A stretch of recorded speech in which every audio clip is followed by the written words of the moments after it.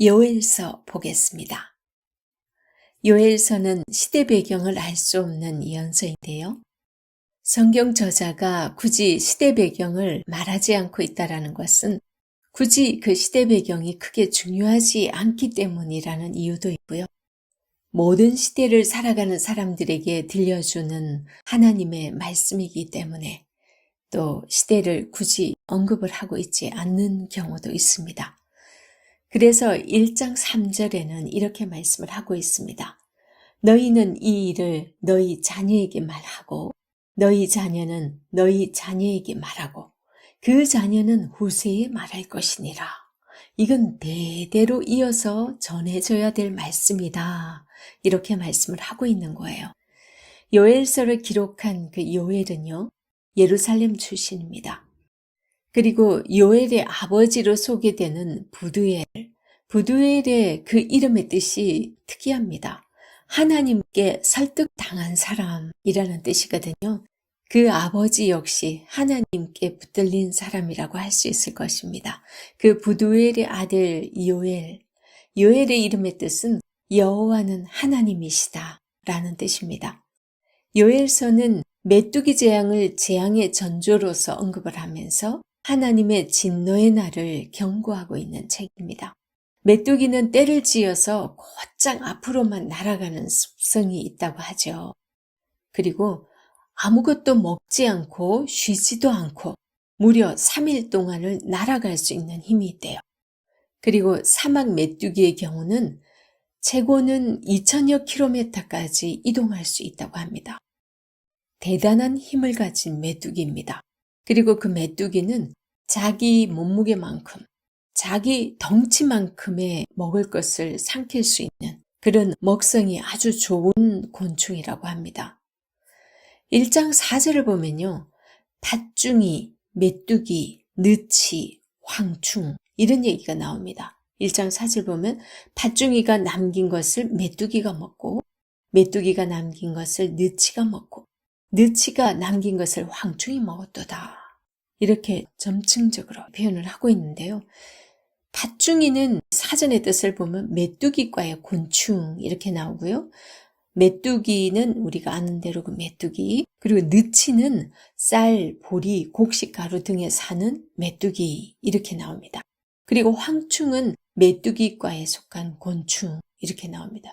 그러면 팥중이나 메뚜기, 느치, 황충 이 모두가 다 메뚜기라는 뜻이에요. 그런데 점층적으로 이렇게 표현을 한 까닭은요. 그만큼 하나님께서 보내는 그 재앙의 심각성을 나타내기 위해서 이런 점층법을 사용하고 있습니다.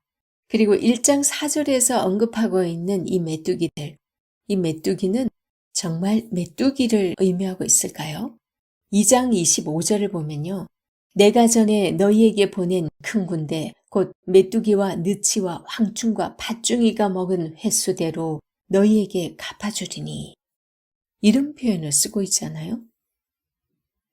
그래서 이 메뚜기로 표현된 이것은 열방의 군대들입니다. 그것은 하나님께서 이스라엘을 징계하기 위해서 열방 가운데서 그들을 들어서 이스라엘을 치는 몽둥이로 사용하셨죠. 대표적인 나라가 아수르와 바벨론입니다. 그런데 왜 네 종류의 메뚜기를 표현하고 있을까요? 세계사에서 계속적으로 이스라엘을 괴롭히고 이스라엘과 관계에 있었던 제국들이 아수르 제국, 바벨론 제국, 메데 바사의 연합군인 페르시아 제국, 그리고 헬라 제국, 로마 제국 이렇게 5개의 대제국이 있는데 이것을 문명적으로 묶을 때 4대 제국으로 묶을 수 있습니다. 그래서 대표적으로 4종류의 메뚜기로 표현을 하고 있다고 봅니다. 그러니까 1장 4절에서 표현하고 있는 팥중이, 메뚜기, 느치, 황충 이런 표현을 사용하고 있는 이 메뚜기 떼들은 열방의 군대들을 의미하고 있습니다.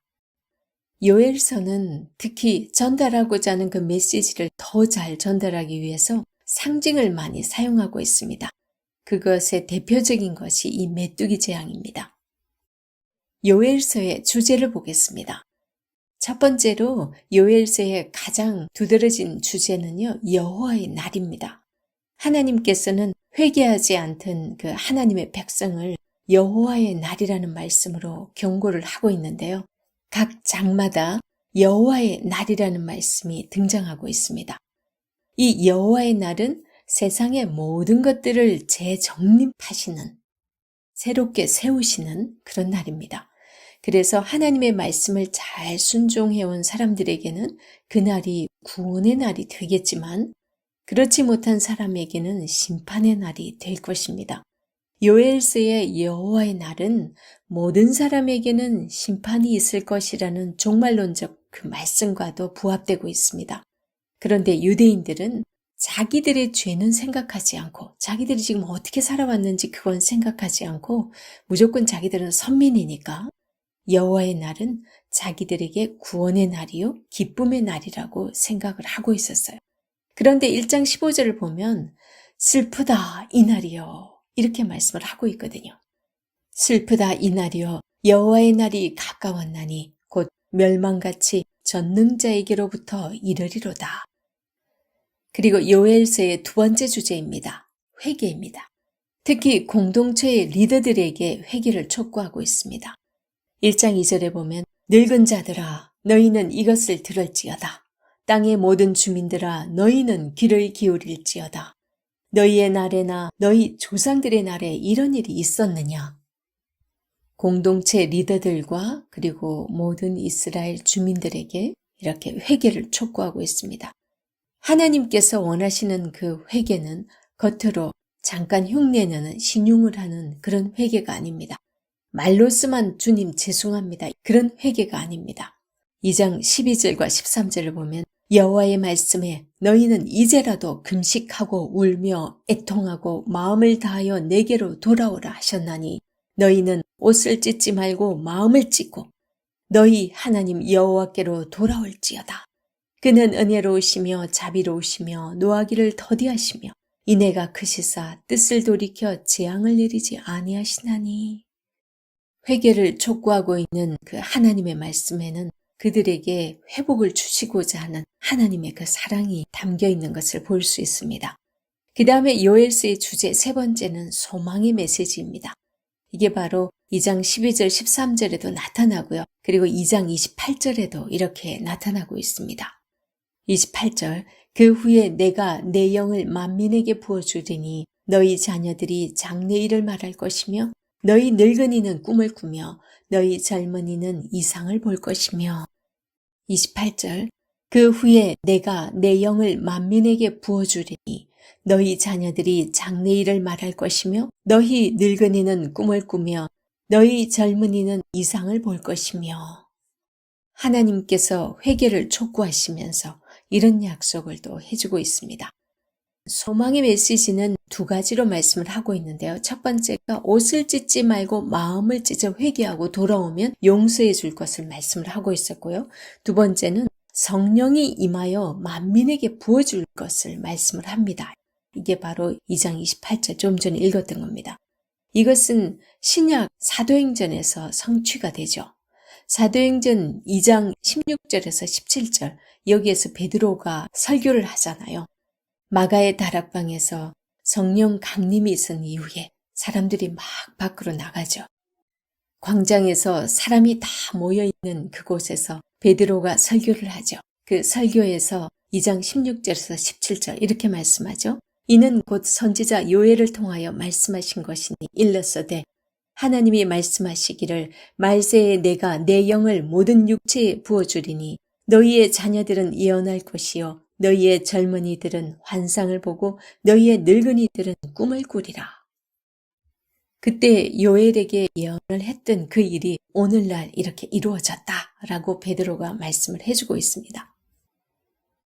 요엘의 말씀을 통해서 보면 분명히 여호와의 날에 그 심판이 있은 이후에 하나님께서 성령이 만민에게 부어질 것을 말씀을 하시는데 그러면 그 여호와의 날, 그 심판의 날은 언제였을까요? 결국 미뤄 보았을 때 여호와의 날, 심판의 날은 예수 그리스도께서 십자가 사건으로 우리의 모든 죄와 질고를 다 짊어지시고 십자가 사건으로 그 일을 다 이루셨습니다. 그런 이후에 그 예수님께서 승천하셔서 약속하신 그 성령을 우리에게 보내주신 거죠. 그렇게 성취가 되었습니다. 요엘서의 구조를 보겠습니다. 요엘서의 구조는 1장에서 2장 17절까지 그리고 2장 18절에서 3장 21절 끝까지 이렇게 두 개로 크게 나눌 수 있는데요. 1장에서 2장 17절까지는 여호와께서 주신 응답입니다. 이 부분은 메뚜기 재앙과 회개를 촉구하는 메시지가 주를 이루고 있습니다. 메뚜기 재앙을 통한 이스라엘의 참상을 보여주면서 여호와의 군대가 행할 공격들에 대해서 알려주고 있습니다. 그리고 2장 18절에서 3장 21절은요. 이스라엘의 회복에 대한 약속입니다. 이거는 육적 땅의 회복과 영적인 회복을 다 말씀을 해주고 있습니다. 회복을 위해서는 하나님의 백성을 위협하는 그 열방은 심판을 받을 것이고 하나님의 백성에게는 복이 임할 것이라는 그 말씀을 해주고 있는데요. 3장 21절을 보면 내가 전에는 그들의 피 흘림 당한 것을 갚아주지 아니하였거니와 이제는 갚아주리니 이는 여호와께서 시온에 거하심이니라. 이렇게 위로의 말씀을 주면서 마무리하고 있습니다. 요엘서의 내용을 간략하게 보겠습니다. 전반부인 1장 1절에서 2장 17절까지 여기는 메뚜기 재앙과 회개를 촉구하는 메시지인데요. 세분해서 보면 1장 1절에서 20절까지는 메뚜기 떼 재앙이 주된 메시지이고요. 그 다음 2장 1절에서 11절까지가 더 많은 메뚜기 떼가 있을 것을 경고하고 있고 그 다음에 2장 12절에서 17절에서는 전 이스라엘의 회개를 촉구하고 있습니다. 그리고 크게 2장 18절에서 3장 21절 이 끝까지 이 후반부의 메시지는 이스라엘의 회복을 약속하는 메시지인데요. 2장 18절에서 27절까지는 물질적인 회복을 약속해주고 있습니다. 실제로 이 땅 가운데 하나님께서 심판 가운데서는 포도주가 떨어지게 하는 그런 심판을 주셨다면 이제 그것들이 회복되는 그런 물질적인 회복 약속을 해주고 있고요.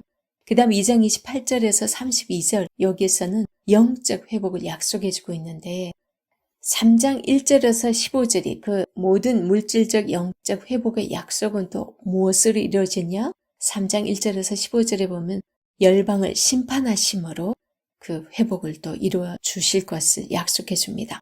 그리고 3장 16절에서 21절은 언약 백성에게 주는 복이 어떤 것인지를 말씀을 해주고 있습니다.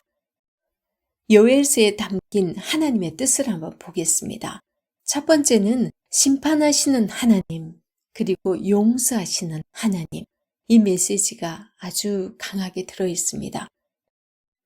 그 메시지가 가장 잘 나타난 부분이 2장 13절입니다.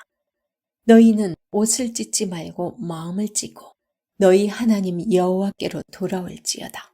그는 은혜로우시며 자비로우시며 노하기를 더디하시며 이내가 크시사 뜻을 돌이켜 재앙을 내리지 아니하시나니 하는 이 메시지입니다. 우리가 하나님의 마음을 이해하기 위해서는 부모가 자식을 징계할 때 어떤 마음으로 하고 어떻게 하기를 원하여 징계를 하고 꾸중을 하는지 그런 걸 생각해 보면 충분히 하나님의 마음을 알 수 있을 것 같습니다. 그 다음에 요엘서에 담긴 하나님의 뜻 두 번째가 백성들의 진심 어린 회개를 촉구하고 있습니다. 그래야만이 그곳에다가 하나님께서 새 영을 부어주실 수가 있는 거예요. 그래서 진심으로 회개하고 그 마음을 고쳐 먹을 때 하나님께서 구원의 날을 주시겠다라는 거죠. 그런 또 소망의 메시지를 담고 있습니다. 요엘서의 각 장에서 강조하고 있는 여호와의 날, 여호와의 날이 1장, 2장, 3장에 다 나옵니다. 이 여호와의 날은 백성들의 진심 어린 회개 촉구를 담은 경고와 구원의 날을 소망하라는 그 회복의 메시지를 함께 담고 있습니다. 그래서 2장 27절 보면 그런즉 내가 이스라엘 가운데 있어 너희 하나님 여호와가 되고 다른 이가 없는 줄을 너희가 알 것이라. 내 백성이 영원히 수치를 당하지 아니하리로다. 진정 이 부모의 마음은 이런 거 아니겠어요? 자식들에게 그렇게 해주고 싶죠. 하나님의 마음이 보이는 구절입니다. 하나님은 회개함으로써 살 수 있는 길을 열어놓으신 그런 분이세요. 특별히 하나님의 사랑을 우리는 느낄 수가 있는데요. 2장 28절에도 그게 잘 나타나 있죠. 그 후에 내가 내 영을 만민에게 부어주리니 너희 자녀들이 장래일을 말할 것이며 너희 늙은이는 꿈을 꾸며 너희 젊은이는 이상을 볼 것이며 바로 이 구절이 오순절에 임할 성령을 보내실 것을 미리 이렇게 예언을 해주고 있습니다. 사랑하는 백성들에게 여호와의 날을 말씀하시면서 회개를 촉구하고 있는 이 요엘서를 통해서 이 시대를 우리는 어떻게 바라보고 어떻게 살아가야 할 것인가를 깊이 생각하는 시간이 되었으면 좋겠습니다. 그리고 우리 자신이 하나님 앞에 무너져 버린 것들이 무엇인지 돌아보면서 재정립하는 회개의 시간이 될 수 있기를 간절히 소망합니다.